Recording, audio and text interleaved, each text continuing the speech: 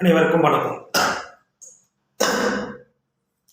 என்னுடைய வீடியோவை பார்ப்பவர்கள், என்னுடைய ஜாதக தனிப்பட்ட ஆலோசனைக்கு பெற விரும்புபவர்கள் இந்த வீடியோவில் தெரியும் எண்ணிக்கு கால் செய்து நீங்கள் அதனுடைய ப்ரொசீஜராக அறிந்து கொள்ளலாம். அதாவது கட்டணம் செலுத்தி ஜோதிடம் பலன் அறிய விரும்புபவர்கள் என்னுடைய வீடியோவில் தரும் இந்த நம்பருக்கு கால் பண்ணி அல்லது வாட்ஸ்அப் பண்ணி நீங்கள் கட்டணம் செலுத்தி ஜோதிட பலனாக அறிஞ்சிக்கலாம். ஏன்னா நிறைய பேர் கட்டணம் எவ்வளோ திரும்ப திரும்ப கேட்கறதுனால இதில் நான் சொல்லிக்க விரும்புகிறேன். சரிங்களா? இந்த அமைப்பில் இந்த வீடியோவில் பார்த்தீங்கன்னா 3ஆம் இட ராகு எப்படி பலன் தருவார். பொதுவாகவே 3, 6, 11ஆம் இடங்கள் ராகுக்கு நல்ல இடங்களாக கூறப்பட்டாலும் இது ஒரு பொதுவான விதி தான். 6ஆம் இடம் சில நிலைகளில் கெடுபலனையும் தரும். ஏனென்றால் 6ஆம் இடம் சுபரின் வீடாகி அந்த சுபர் ஆட்சி உச்சம் போன்ற நிலைகளை அடையும் போது 6ஆம் இடத்தின் கெடுபலனை தான் அந்த ராகு தருவார். 3, 11ஆம் இடங்கள் உண்மையிலேயே ராகுக்கு நல்ல இடங்கள் தான். அந்த 3ஆம் இடத்தில் இருக்கும் ராகு இருக்கும் இடத்தை கெடுப்பாரா வளர்ப்பாரா என்பதை நாம் புரிந்து கொள்ள வேண்டும். ராகு இருக்கும் பாவகத்தை கெடுத்து பலன் தருவார் என்பதன் அடிப்படையில் கூறப்பட்டாலும் சில நிலைகளில் ராகு அந்த பாவகத்தை வளர்க்கவே செய்யும். இந்த நிலையில் 3ஆம் இடத்தில் இருக்கும் ராகு அதாவது 3ஆம் இடத்தில் ராகு இருந்தாலே சகோதரன் இல்லை, சகோதரனுக்கு ஆகாது அப்படிங்கிற பேச்சு இருக்குது. அப்படியெல்லாம் கிடையாது. ஏன்னா பொதுவான விதிக்குள் ஜோதிடத்தை அடக்கிவிட முடியாது. 3ஆம் இடத்தில் இருக்கும் ராகு சகோதரனை கொடுக்கவும் செய்வார், கெடுக்கவும் செய்வார். இந்த அமைப்பில் அதாவது 3ஆம் இடத்தில் காரகோ பாவகனாஸ்தியில் இருக்கும் செவ்வாயுடன் இணைந்த ராகு தான் சகோதரனை கெடுப்பார். மற்ற சுபரின் தொடர்பு இருக்கும் பட்சத்தில் அந்த ராகு நல்ல பலன்களையே தருவார். இந்த அமைப்பில் இந்த பெண்ணிற்கு அதாவது ராகு எப்படி பலன் தருவார் 3ஆம் இட ராகு அப்படிங்கிறத இந்த உதாரண வீடியோவில் பார்க்கணும். பார்த்தீங்கன்னா ஒரு 6-7 வயசான குழந்தை தான். 30/10/2018 7:20 PM அளவில் பிறந்திருக்கிற இந்த ஜாதகர் ரிஷப லக்னம், மிதுன ராசி, புனர்பூச நட்சத்திரத்தில் இந்த ஜாதகர் பிறந்திருக்கிறார். பிறந்ததே அட்டமாதிபதி குரு திசை, அதாவது முடிந்து விடுகிறது. தற்பொழுது சனி திசையில் சுய புத்தி போய்கொண்டிருக்கிறது. அஷ்டம சனி நடந்ததால் அஷ்டமாதிபதி திசை நடந்தால் அதாவது நிறைய குடும்பத்தில் அதாவது மகிழ்ச்சியற்ற சம்பவங்கள் நிறைய நடந்திருக்கும். நிறைய இழப்புகள், நிறைய குடும்பத்திலே ஒரு நிம்மதி இல்லாத சூழ்நிலை போன்றவை இந்த அட்டமாதிபதி திசையிலும் அஷ்டம சனியிலும் நடந்திருக்கும். தற்பொழுது அதாவது வளர்பிறைக்கு நிகரான சந்திரனின் பார்வையை பெற்ற சனியின் தசை நடந்து கொண்டிருக்கிறது. இந்த சனி மிகுந்த யோக பலன்களை செய்யும். சனி செவ்வாய் திரிகோணாதிபதியாகி அந்த பாவகத்திற்கு மறையும் பட்சத்தில் சுபரின் தொடர்பு இருக்கும் பட்சத்தில் மிக மேன்மையான பலன்களை செய்வார். இங்கே குருவின் வீட்டில் ஒளிபொருந்திய சந்திரனின் பார்வையை பெற்ற இந்த சனி இந்த ஜாதகருக்கும் அவருடைய தகப்பனாருக்கும் மிகுந்த மேம்பட்ட பலன்களை செய்யும் என்பதில் எந்த விதமான மாற்று கருத்தும் இல்லை. லக்கணத்தை 2 சுபர்கள் தனித்த புதனும் குருவும் பார்க்கிறார்கள். லக்கணம் மிகுந்த சுபத்தன்மை அடைந்திருக்கிறது. லக்னாதிபதி 6இல் மறைந்தாலும் ஆட்சியாக இருக்கிறார். அதாவது 6 டிகிரி சூரியனுடன் அஸ்தங்கமானாலும் என்ன இருந்தாலும் அவர் ஆட்சி நிலையில் இருக்கிறார். இந்த அமைப்பில் தந்தை அமைப்பு நன்றாகவே இருக்கிறது. இங்கே சுக்கிரன் அஸ்தங்கம் என்னும் சூரியன் நீசபங்கத்தை அடைந்துள்ளார், புலித்தன்மையை பெற்றுள்ளார். நீச நிலையில் சூரியன் அங்கே இல்லை. இந்த அமைப்பில் இந்த ஜாதகருக்கு அதாவது 3ஆம் இட கடகராக எப்படி பலன் தருவார், ராகு புத்தியில் என்ன நடக்கும் என்பதை தான். இப்போ பார்த்தீங்கன்னா சனி திசையில் சுய புத்தி போயிட்டு இருக்கு.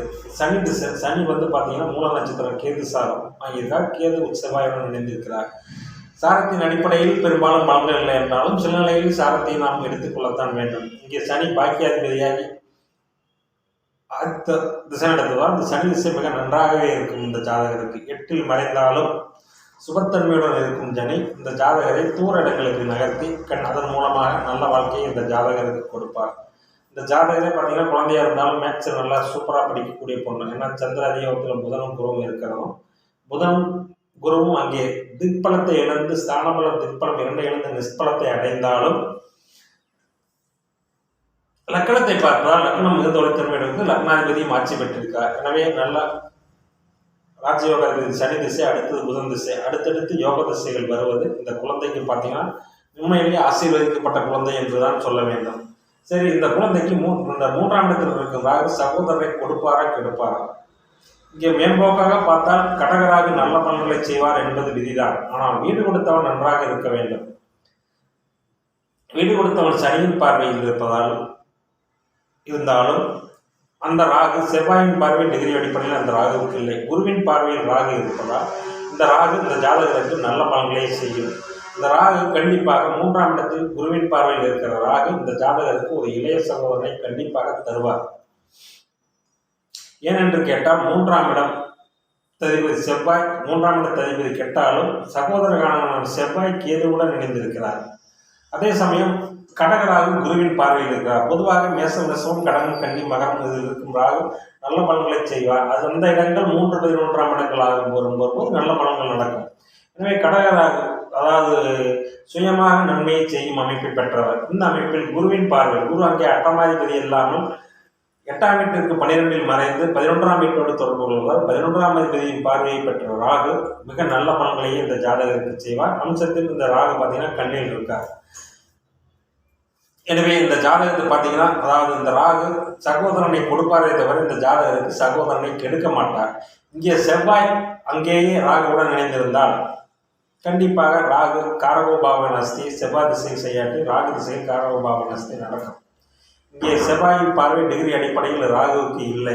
எனவே இந்த ராகு குருவின் பார்வையை பெற்ற இந்த கடக ராகு இந்த ஜாதகருக்கு மேன்மையான பலன்களை சகோதரனை தந்து மேன்மையான பலன்களை செய்யும் என்பது எந்த விதமான மாற்று கருத்தும் இல்லை. எனவே இருக்கும் இடத்தை கெடுப்பாரா வளர்ப்பாரா என்பதை முதலில் நாம் அறிந்து கொண்டுதான் பலன் கொடுக்க வேண்டும். இந்த ராகு 3ஆம் இடத்தை வளர்த்திருக்கிறார்.